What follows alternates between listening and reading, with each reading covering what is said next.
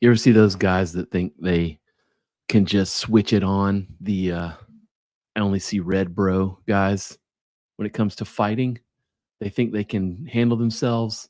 They've never really been tested. They don't know really anything. Let's take a look at some of that. I've got some videos. I want to take a deep dive into that. It's a video I've been wanting to get off my chest for a while, so see how it goes.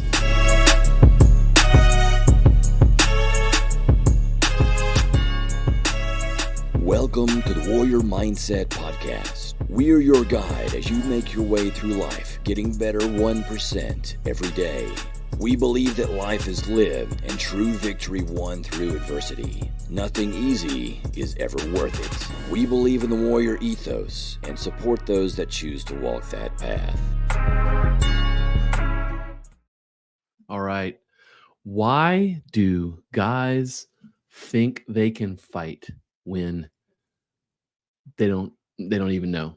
All right. So the psychology behind this, why people think they can fight well despite never really receiving any training or participating in any martial arts, I think it's shaped by several social, cognitive, evolutionary things. Okay. So social conditioning and masculine identity. So I think a lot of times society can equate masculinity with physical strength, toughness, your ability to be dominant. This creates pressure on on guys to internalize this idea that they should be capable of fighting and defending themselves, even if they've never tested that. We have things like media, like movies, video games, television.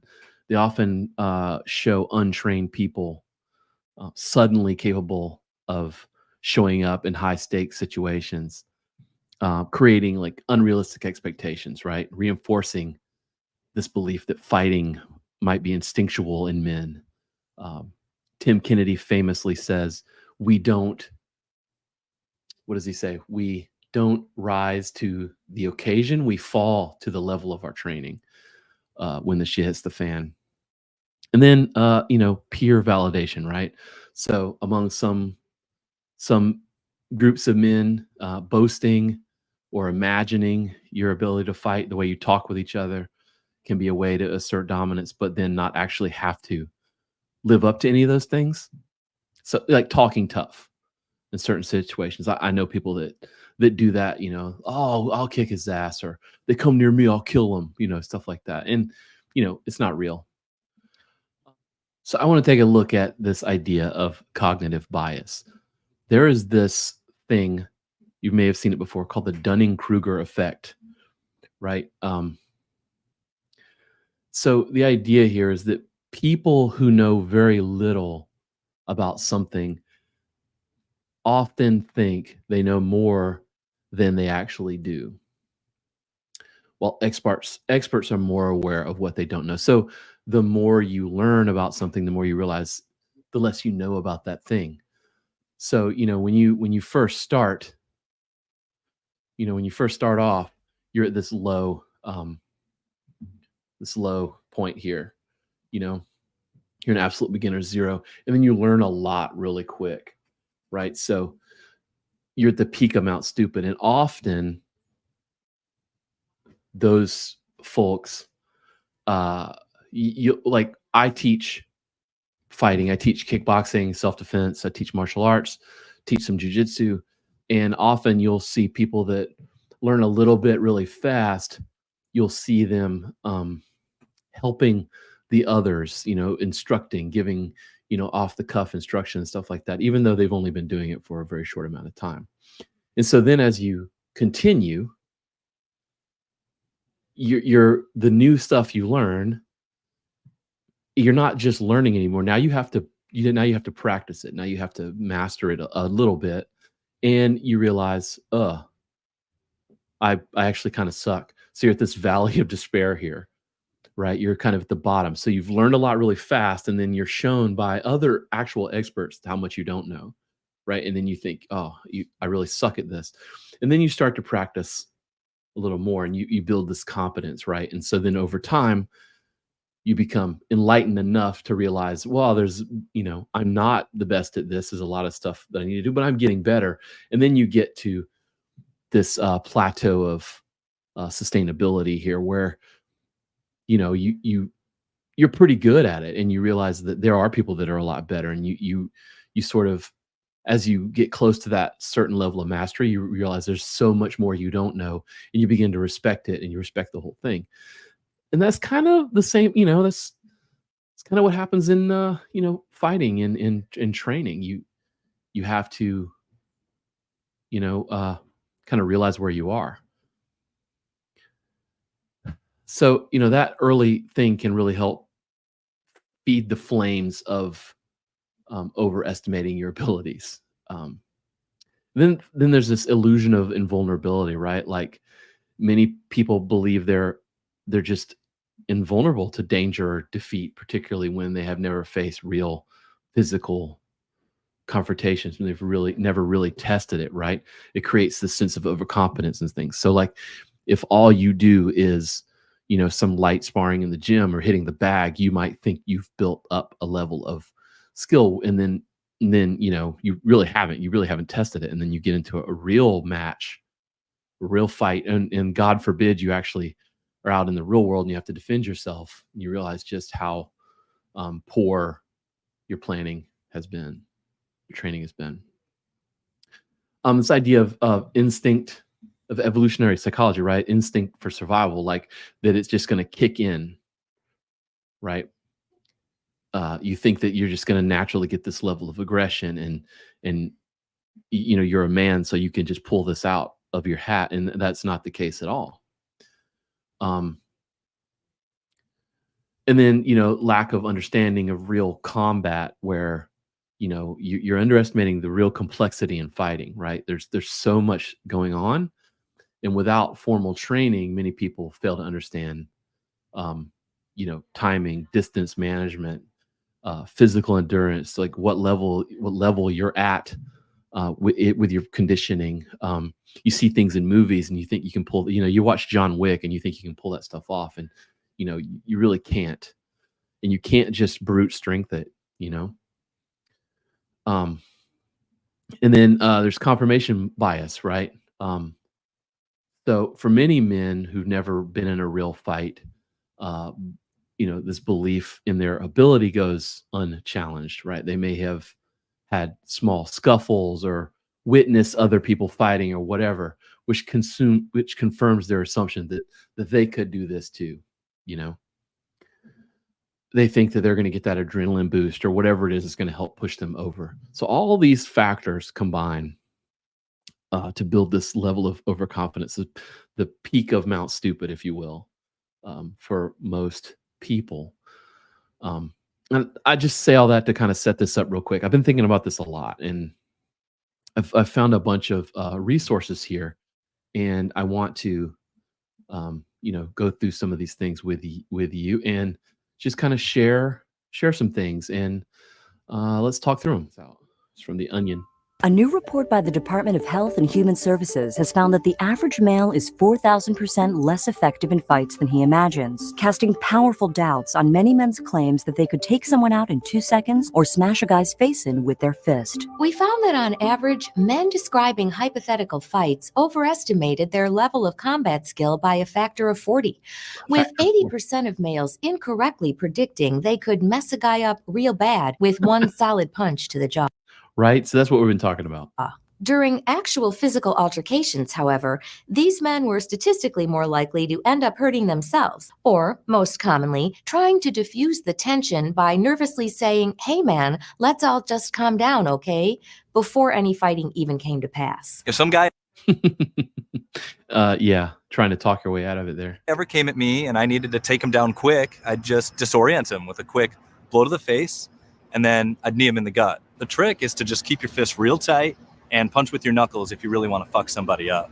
I mean, you hope it doesn't come to the point where you have to grab a bar stool and smash it over somebody's head, but if he's being a real dick and you need to draw a little blood, you don't really have a choice. Punch with the Researchers knuckles. discovered that men were significantly weaker than they verbally indicated while chatting with friends in bars and locker rooms, and that men who were 90% sure they could tear someone a new asshole tended to succeed in fewer than 1 in 10 fights. It's hard if a guy's there with his girlfriend or something, because then she has to watch while I take his ass to fucking school, you know?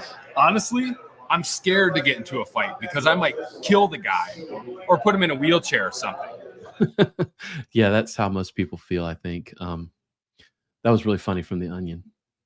Instagram post here: men on average overestimate their ability to fight by 400%. As a man, it is important to train in a martial art.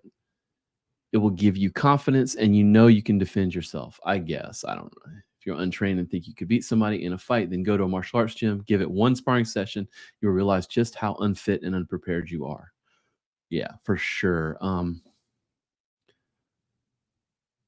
Yeah, you go to the gym and you think you know what you're doing, and then just a couple of minutes in, you realize you don't. Like these two guys here, they have no idea. I don't know if this is real or not. It's just kind of funny. So yeah. All right. So you got to be careful. You never know who who might know how to fight. So this post was funny too. I thought I would share this. He's waiting his whole life for this. This is funny. This guy, kind of what we're talking about. Tough guy, tough guy, tough guy. And boom. Yeah. And so he messed with the wrong dude. Yeah. So that dude's been training his whole life for that scenario. You never know. You never know. Check this out. Alpha Legend here. 3 things, I guess. That someone could fight. Number one, yes, you got cauliflower ear. Now, cauliflower is not the only indication that someone can fight. I've grappled for a total of 22 years total, and I have just the slightest little bit of cauliflower ear up on my left ear. I also have a buddy of mine who came in and wanted to try jiu-jitsu, stuck with jiu-jitsu for 2 months and yanked his head out of a triangle. His ear blew up and it still looks like that. He's done a total of 2 months jiu-jitsu in his life. So yeah, so there's that saying a lot, if you're in a situation, you're in a bar or whatever, you see someone with cauliflower ear to avoid them. Generally speaking, yeah, you probably should, but he has a good point. Oh, yes, look for cauliflower ear. Chances are if they have cauliflower ear does not necessarily mean they can strike, but it does mean that they can either take you down to the ground and slam you, or they're comfortable with going down to the ground and trying to submit you. Right. Number 2, anyone who knows how to fight properly is going to know that distance is the key in any combative sports. I don't care if you're a boxing, MMA fighter, or street fighter. So chances are when you see someone crowding this person, or you're thinking about crowding someone, and the first thing this person does is puts their hand out, takes a step back, and creates distance. Yeah. Chances are he understands distance, and he understands that distance is key in a fight, and he knows what he's doing. That's right. One of the first things I teach people in self-defense, and I have been taught in my self-defense studies, is to put something between you and the assailant, whatever, like a hand. Tony Blauer teaches the spear technique, which is, keeping, the spear defense between you, or, the hand, or just keeping your hands up. Even the nonviolent posture that we teach is this, but we are putting our hands in between people. So somebody that's been trained a bit knows that. Number 3, he doesn't want to fight. Listen, a lot of guys who sit there and train fighting and who know how to fight, they're way too busy to be in the bar. So if they are, they might be out with someone's 21st birthday. Maybe not. They might be out celebrating something. But the fact of the matter is, if I know how to throw a punch, I know that I can knock you out. Yeah. And at the same time, I also know that I can knock you out and you could fall back, hit your head open, bust your head open, and I could go to prison for a long time if something serious to happen. So at the end of the day, a lot of guys who know that they can fight and know how to fight, at the end of the day, just don't want to. They don't want to. That is definitely a thing.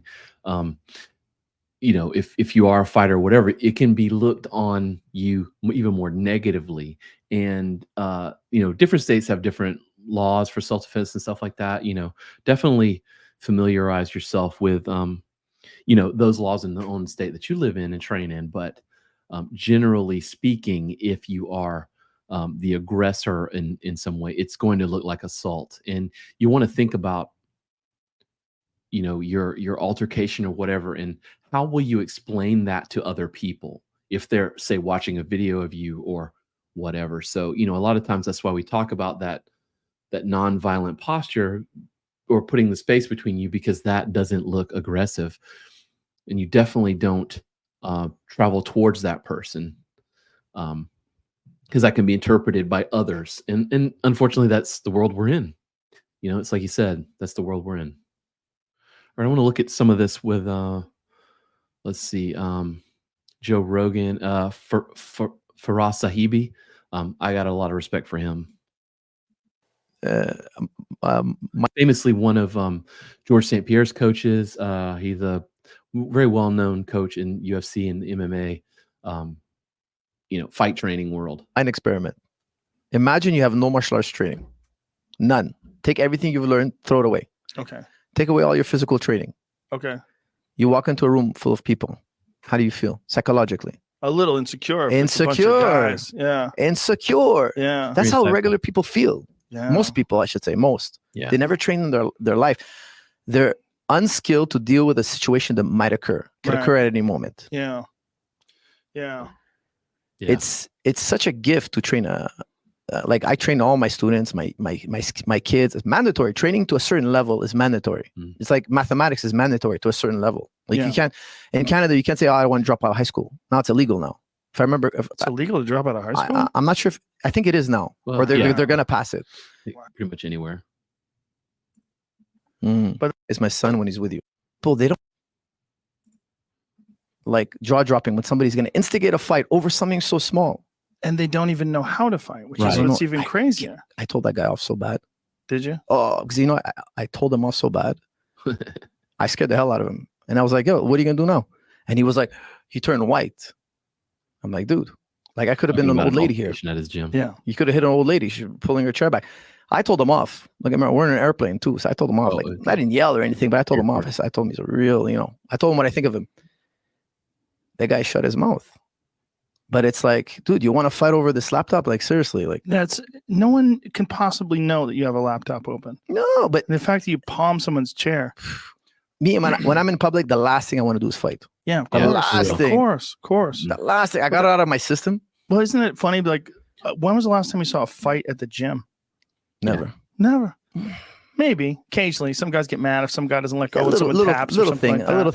Yeah, a little thing. But it's rare. Yeah. But a bar, Jesus Christ, almost every weekend, people fight. The worst place to be. It's if you're serious about your self-defense or whatever, just don't go to those places where you might have to use it. So here's one. So I want to start with this. Jink Uger, I think it's Uger. Anyway, I watched their show, followed this guy for a while. I found this very interesting, where he thinks he can do something that he can't. And then I want to look at the Musk Zuckerberg thing from earlier this year, I think 2024. Wow, it feels like it's been so much longer. Here we go. I didn't actually know this, but when I was prepping for this conversation, I saw that you actually said at some point in the past that you can beat up Rogan in a fight. Yeah. No, you said that you have a shot. It's a non-zero probability. Yes. Do you still believe this? So he was on the Patrick Bet David podcast, I believe was what it was. And they were talking about some debate he had with Rogan or whatever, and how he said he could actually he could beat Rogan, or he had a good chance to beat Rogan. But the probability is dropping. It's dropping every day. I think it's probably the stupidest thing I've ever heard you say. So I did martial I wrestled and did jiu-jitsu and judo and all the kinds of fighting sports my whole life. And I just observed a lot of really confident, large guys roll into gyms.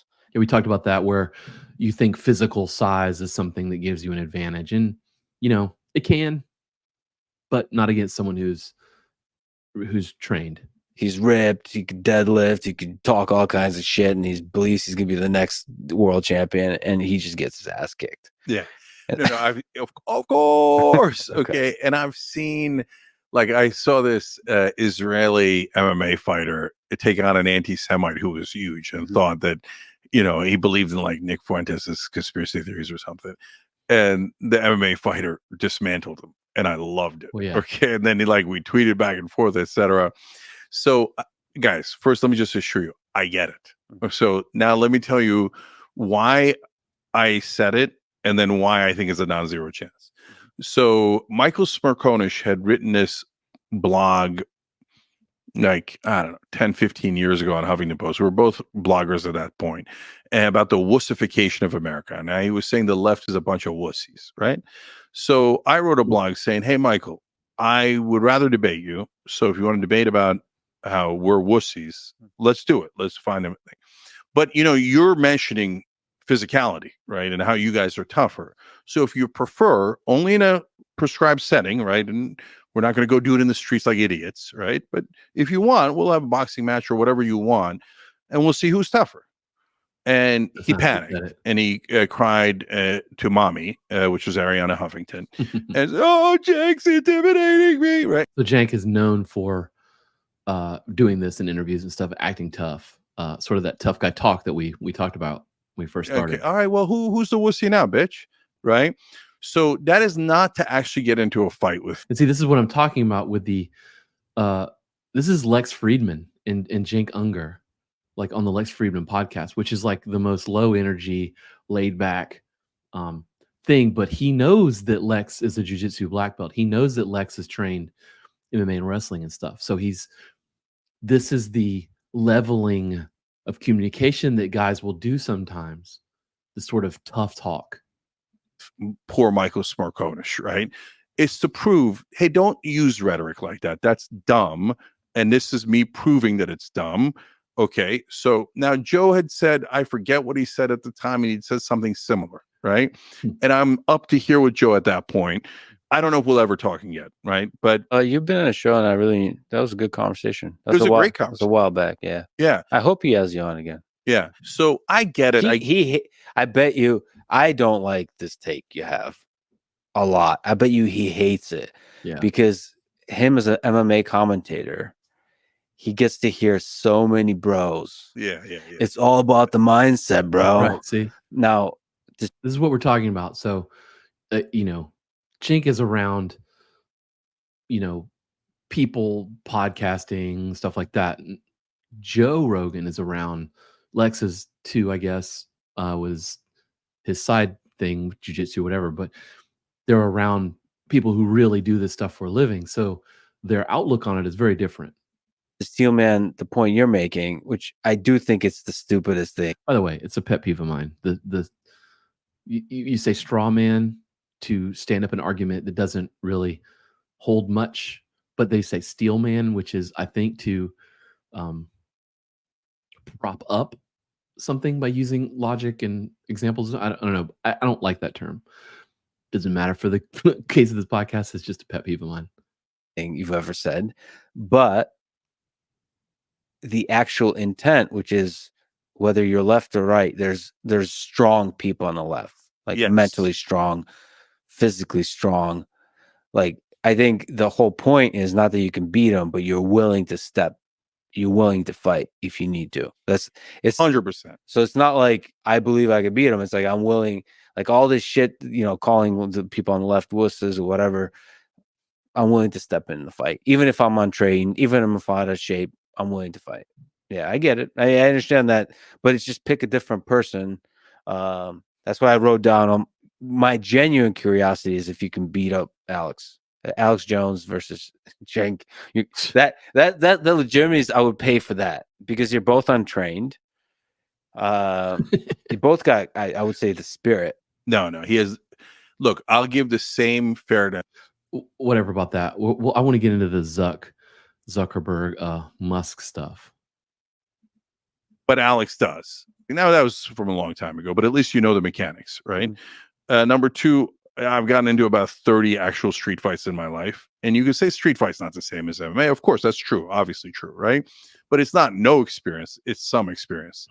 This is the same argument that Musk uses himself, that he's fought as a kid or something. And the most important part of a street fight is being able to take a punch to the face.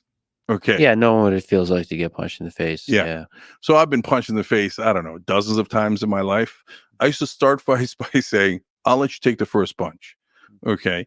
So Even I less didn't than 100%. start the fights. They just started because they'd punch me in the face. Okay. So, and then for Alex, the main thing, and also true for Rogan, is it's about willpower, right? So if you person company and make money online and survive after all the guys who took billions of dollars went down, I hear you. tremendous willpower. Yeah. So, but overall, this is not the hill I'm dying on. All right. Okay. So, Joe yeah. would win. I get it. I think we're all allowed one kind of blind spot, I suppose. So you don't think a big guy that still is in good shape, Here we go. that was a wrestler, that's been in a lot of street fights, you still think 0.0001? It Yes. depends on street fights, but yeah, 0.001. Yes. I just I see Okay, technique. yeah, and it's such a minute disagreement because so take me out of it. So you take out the willpower part of blah blah blah. Yeah. I think it's Got 1 the to willpower. 2%. Yeah, he could catch the guy on about I think and it's get because, lucky. I think it's because I've talked to, so I train with a coach named John Donaher, and we talk about this a lot. And I think technique is just technique is the thing that also feeds the willpower. It actually builds up your confidence in a way that nothing else does.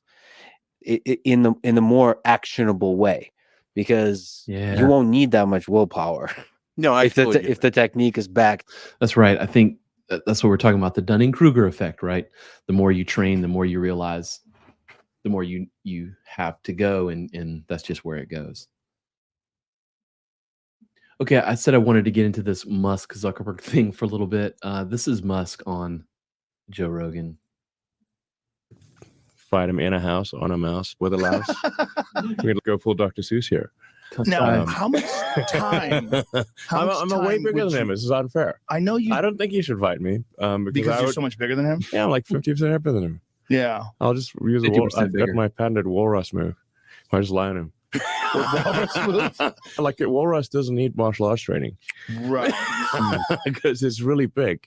You don't want to go wrestling a walrus. If a horse falls on you, you can get trapped under a horse. Right, but you're not a horse. Listen, there's just a reason they have weight categories. There's a friend of mine who is pretty good at fighting, but she weighs about half of what I do. And I said, let me show you why there's weight categories in fighting.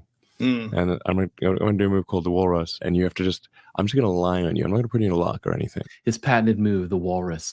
Anyway, so I just wanted you to hear that, making all the same statements and the things that we talked about when we first started this conversation, making all the same stuff, same thing.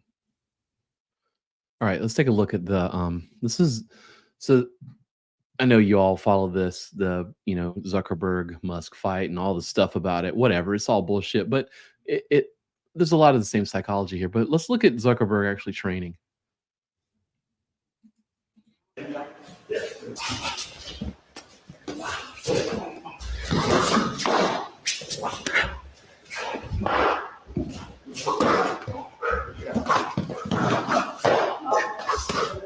Good job.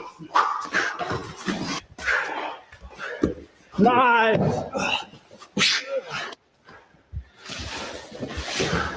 Yeah, doing the work, right? Doing the work. I don't see any of Musk doing that. Here's one of his first jiu-jitsu. I think it's his first jiu-jitsu match or whatever. Haley King of 4 Elements Fitness. There's a funny bit about one of his more recent ones or something where he got choked out or something. The rumor is he went unconscious or something, but like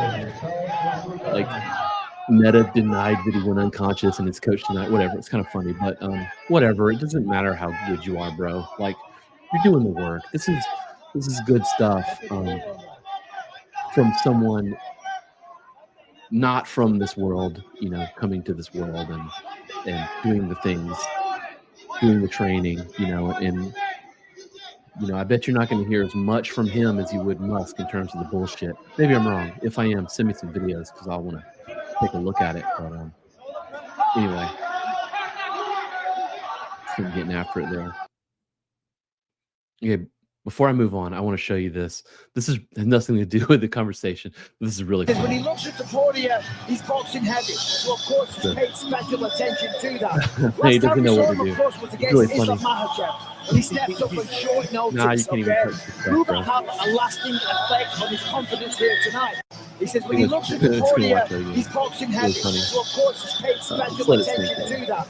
Last time we saw him, of course, was against Islam Makhachev. When he steps up and Anyway, it's just really funny. This guy, Bradley Martin, I think he's got his own podcast. I don't even know what it's called. I've never seen his show other than these types of highlights in it. But this is him. He's like a bodybuilder or something. Anyway, he's like 260. He has like the 250, 260 club or something. But this is him talking to Nate Diaz. You mean a street fight? Huh? You think you beat me in a street fight? You in a street fight? Yeah. You're a podcaster, brother. I love it. I love it. So the answer is then yes, yeah? Of course. I love it. I love it. Yeah, not you personal though, but anybody, any size is like easy. No, I was talking about me. Yeah. Because I asked Devin Haney. Devin Haney thought the boxer. He thought he beat me in a street fight. Yeah, he probably fuck you up too though. You think so? Nah, you really think so? But No, I'm no. 260. I said probably fuck you up. You think 150-pound No, dude? I think realistically, if you fought Devin Haney, This is Nate Diaz. Okay. If you don't know who he is, look him up. you got to get him good. You got to grab that little. Oh, that's it. Yeah, and that's it, right? So you get a hold of him. You grab a hold of Devin Haney. He's probably most likely He's dead. a boxer. Yeah. But you grab a hold of me, you're dead. I love it. Straight up. I love it.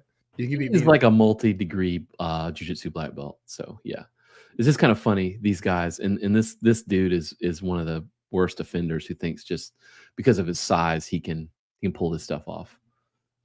Anyway, just wanted to share those with you. I think those are funny.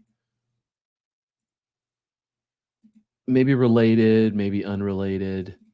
And just talk about some training things, some scenarios or some lessons or whatever that come from some real training and stuff, and some things we find in there. I think we've covered it. I know I feel like I've gotten it off my chest enough now, this Dunning-Kruger approach to thinking excuse me, to thinking what you're doing when you may not. But just here's some other things to kind of go along with this. So respect in training. One of the things you learn that helps you sort of not take this peak of Mount Stupid out into the real world is you learn like respect. You learn how to respect other people. And by that, I mean reading them. And something I've learned over the years is to never underestimate someone and never overestimate someone, right? You have to take every introduction or anytime you're working with someone at face value and just work through it. And you can't just walk around thinking that you're Billy Badass in the gym. And as a result in the street, you're not. This is a cool little example of respect and how it can work in a jiu-jitsu gym. I don't think that's actually going to work. What do you I mean? think you should put that on online training. Why would it? So I think this is real, but this is this guy on top, the gray gi is the instructor, the black belt instructor, and the guy on the bottom, I believe, is like a blue belt or whatever, telling his instructor the technique he's trying to show him. He doesn't think it's going to work. Not work. I mean, you wouldn't be able to pass if I had you in this lapel wrap here. It wouldn't work. You wouldn't be able to pull my arm up. I wouldn't be able to pull. I'm not pulling the arm. I'm pulling the lapel. Have you ever passed me like that? I am pulling the lapel. But have you ever actually passed me like that? I don't want. So students arguing with him over the technique he's trying to teach him. Like, why are you arguing with your student, dude? Pass. I am pulling the lapel to bring your arm up. Look, I'm gonna just take the arm down. Oh yeah. Yeah. Okay. Go ahead. No, Wait. Can you record? Is it still recording? Okay. Stay like that. Don't Here we cut. go. Yeah. Okay. Try to pull your arm back. Okay, fine. Try to pass. Okay. Let me pull it. Go ahead. Let me pull it. Then you can. Okay. And night. No. He put his student to sleep It doesn't immediately. work. Doesn't work. So that, I don't want to talk about should you be submitting your students in class to the point where they pass out and stuff. But, maybe this is one of the cases where it's okay. Don't argue with your instructors. What's the point? Like, I don't get it. But this is part of that Dunning-Kruger effect thing where, the blue belt might be at the peak of Mount Stupid in terms of Jiu-Jitsu belt structure. Yeah. I mean, I see this a lot where you teach someone some stuff and then you look over and they're instructing the new student on some techniques and things like that. It's just kind of funny. Okay, here's one that I wanted to share from Jason Kelly. He's a combatives, military combat instructor, whatever, talking about in training where you are being a nice guy to people you train with. Are fucking cowards. You know why? When I go against someone, like, oh, I gotta take a break. I'm gonna take a knee. Oh shit, are you okay, bro? Sorry, come on. You all right? Okay, we're gonna slap, and then we're gonna go. Okay, are you ready? Because I'm ready. You wanna go? Okay, your knee again. Did I help him there, or did I hurt him? What do you guys think? What do you guys think? Yeah, so he's talking about when you're training hard and someone's losing, they're getting beat up or whatever, again, we're talking about military training here too. And you stop and you let the guy let your partner reset and you're Mr. Nice Guy to him and stuff like that. Did you help him or hurt him? I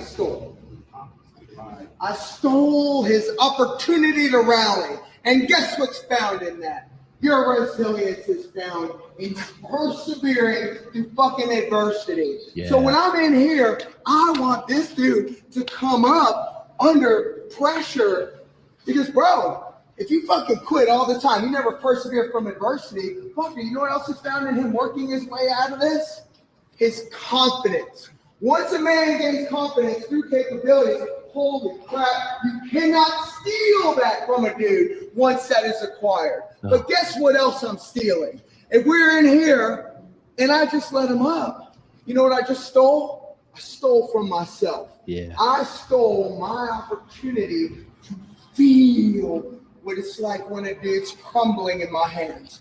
Well, I'll be able to do it when it counts. If it mattered, I'd be able to do it. Bullshit. If you can't do it now, you'll never be able to do it. So I got to know how to break people down, compromise their position, make them tired without getting tired myself. Because you want to what? You want to give tired without getting tired. Make sense?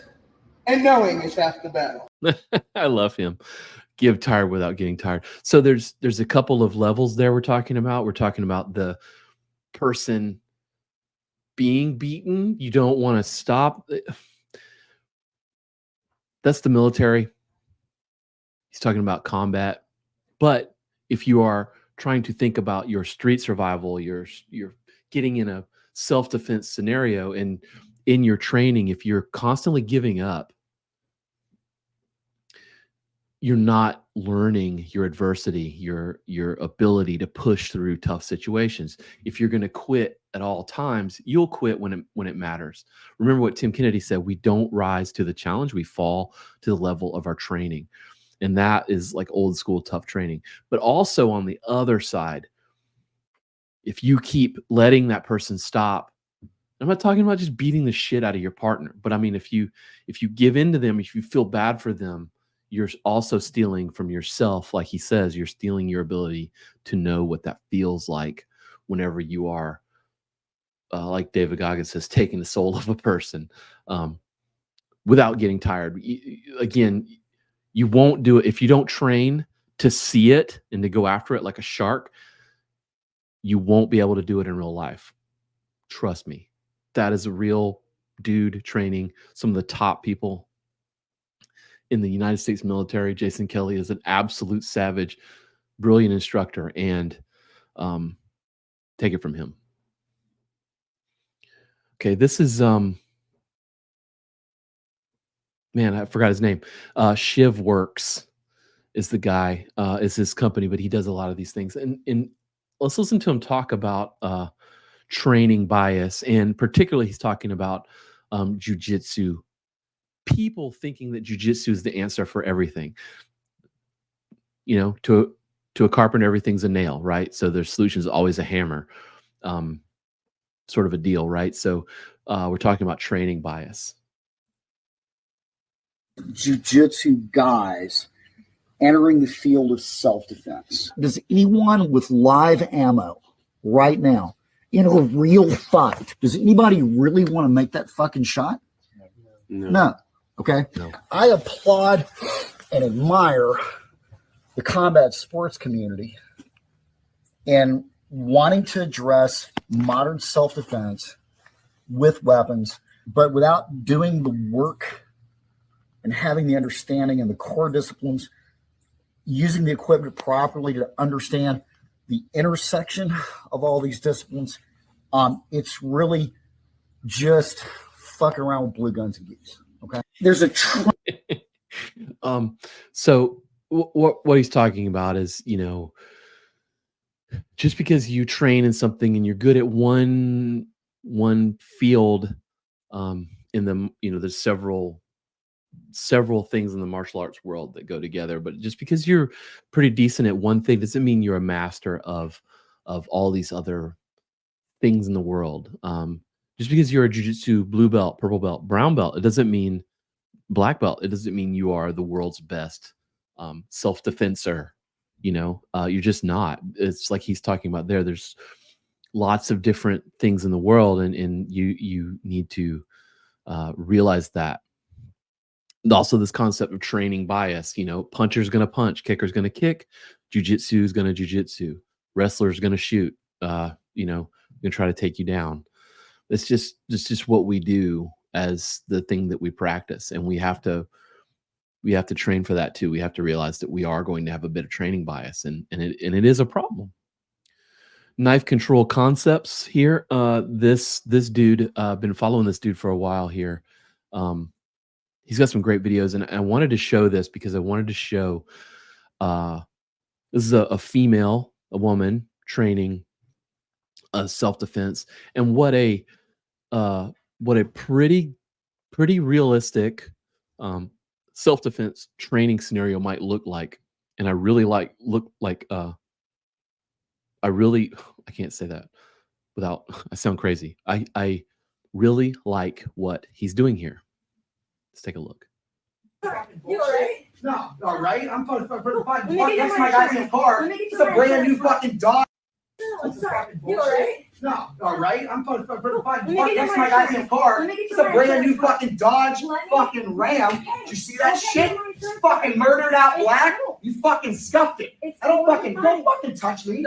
This is some bullshit, right? It is 2024, equal fucking opportunity. I'm gonna fucking beat your ass and fucking my car up. Huh? You good with that? What are you gonna fucking do? Try to fucking punch me? You can't do shit. Huh? What do you want? You gonna hit it? The electric knife is a scary thing to train with if you haven't. He's doing a great job, by the way.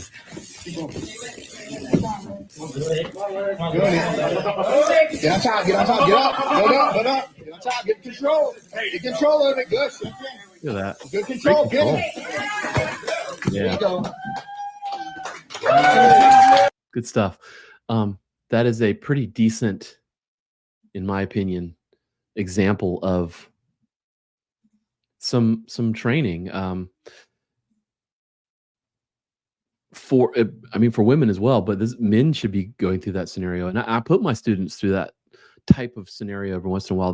By the way, the electric knife, if you never trained with it, I've never been in a real knife fight necessarily. But I will say that electric knife, and I've trained with one of those before, it gives you a pretty good adrenaline spike, and the nervousness is there. And it definitely when it starts buzzing, it definitely gets your skin jumping. This right here is pretty awesome.